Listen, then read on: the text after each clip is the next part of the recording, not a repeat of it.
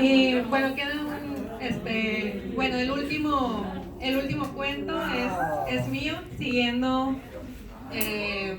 pues este método de el viaje heroico. En los sueños de Ana. Esta historia tal vez no es lo que esperas, pero es lo más cercano que he estado del otro lado. Ya sabes, el mundo de los muertos. Mi vida siempre fue bastante común, una familia normal, conformada por muchas mujeres. La más importante de todas ellas era mi abuela, al menos para mí. Solíamos pasar mucho tiempo juntas y yo, debo decirlo, era su nieta favorita. Por eso te imaginarás lo doloroso que fue perderla el invierno del año pasado, aunque lo suyo fue una crónica de una muerte anunciada, con una larga enfermedad que fue degenerando cada vez más. Su partida no fue menos dolorosa. Supongo que amaba la idea de ella, su compañía más silenciosa y confusa. A partir de su muerte la vida siguió bastante igual, y eso fue lo más triste de todo, ver cómo el mundo seguía rodando. La escuela, los amigos, nada cambiaba. Al principio no lo noté, pero la tristeza se fue apoderando de mí, hasta que empecé a tener problemas para dormir. Las noches se hacían eternas pensando en futuros alternos. Una noche llegó a mí la respuesta que esperaba. Soñé a mi abuela, no como era en sus últimos días, sino algunos años atrás, más sana y más certera. Me contó historias antiguas de su juventud y entre ellas me pidió que buscara un camafeo que tenía para ella un profundo valor. Está en un joyero de madera entre mis pertenencias. La llave debe estar en el cajón de mi buró en mi habitación. Tenía mucho tiempo sin ir a la casa de la abuela. Desde su muerte, ir no me traía tanto sentido, aunque el pueblo solo estaba a 1 hora de distancia. Pensé que sería divertido invitar a mis amigos para que me acompañaran. Sería cambiar la rutina y aprovecharía para darle gusto al espíritu de mi abuela. Tal vez si lo lograba, ella me ayudaría a dormir. Julián, Omar y Olivia aceptaron acompañarme. Ya hacía tiempo que Omar me seguía a todas partes, y yo a él, aunque todavía no nos atrevíamos a dar el paso. Era demasiado evidente que ambos sentíamos lo mismo, o al menos eso creía yo. Y con Julián y Olivia éramos simplemente inseparables. No podía imaginar una aventura, por pequeña que fuera, sin ese clan. No todo era perfecto. Al llegar a la primera persona que vi fue a la hija de mi tía Susi, Sara. Mi tía es también mi madrina y yo la amo muchísimo, pero con su hija nunca me he llevado muy bien. Siempre hemos rivalizado por todo. Mamá y mi tía también compiten por ver quién de las dos es mejor hija. Esto es absurdo. También competíamos por el amor de abuelita, pero sé que ella siempre me prefirió a mí, al menos de que eso le hiciera creer a cada una. Logramos escabullirnos a la empolvada habitación. Fue hermoso estar rodeada de sus cosas. Todavía podía respirarse su olor, y los recuerdos de tantos momentos inundaron mi mente. Olivia se sorprendió con el gusto de mi abuela. Su alcoba tenía un tono lúgubre pero elegante, vintage y quizá un poco gótico.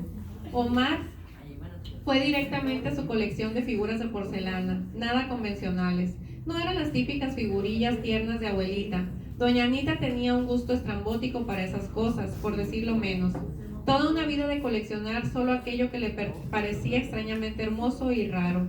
¿Segura que era la habitación de tu abuela y no el Museo Ripley?, atinó a decir Julián. No esperaba menos de él. Nadie lo dijo, pero sé que todos sentíamos una especie de miedo. Sería la atmósfera, la ausencia, el sentimiento de estar invadiendo un espacio ahora sagrado.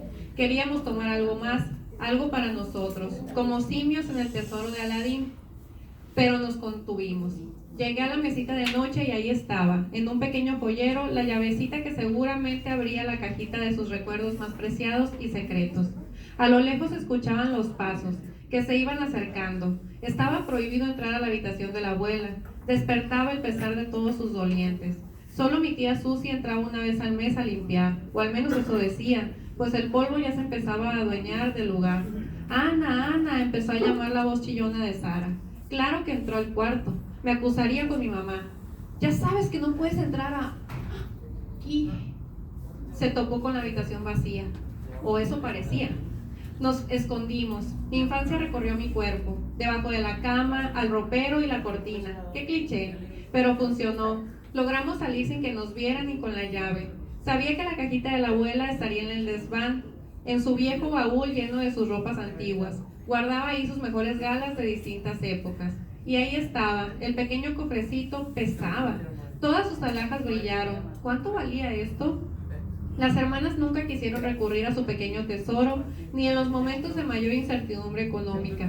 Era un seguro que las hacía sentir seguras. No todo estaba perdido.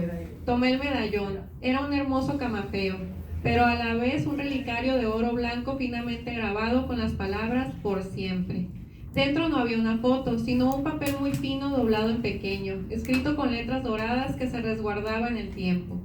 Mi amada Anita, siempre que veas este medallón, volveré a ti. Humberto. Como te imaginarás, Humberto no era el nombre de mi abuelo. Este había sido el primer y gran amor de Anita, pero había muerto en un viaje de trabajo antes de comprometerse con ella. En ese momento entendí que nunca lo olvidó y siempre lo amó, y sentí una profunda tristeza. Entendí que yo existía gracias a una injusta jugada del destino.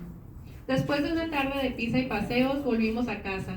Yo puse el medallón de la abuela bajo mi almohada antes de dormir, como preguntándole qué hacer con él. Cuando al fin conseguí dormir, volvió a mis sueños. Póntelo, me dijo. Y a partir de ese día así lo hice.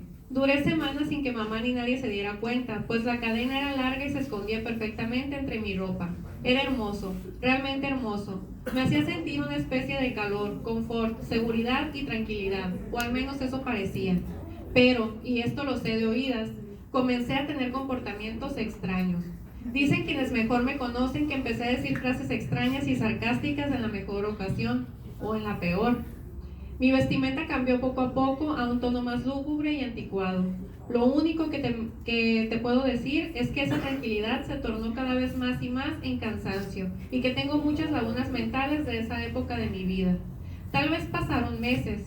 Cada vez actuaba más extraño. Mamá estaba asustada. Le recordaba cada vez más a mi abuela. Ya no era sano. Un día me increpó. No sabía qué decirle. Yo no me daba cuenta de nada, hasta que encontró colgando de mi cuello el collar de la abuela. ¿Qué hiciste?, me dijo. Ella me lo pidió, mamá, atiné a decir antes de desmayarme. Se había apoderado poco a poco de mí. Perdóname, hijita. Quería vivir una vez más, me dijo su voz antes de que mamá me arrancara el medallón. Sentí como si me hubieran sacado del agua después de estar sumergida por mucho tiempo. Yo no creo en esas cosas, pero mamá decidió hacer una ceremonia en su honor para el descanso de su alma, de nuevo. Yo puse el camafeo en sus cenizas y desde entonces he vuelto a dormir.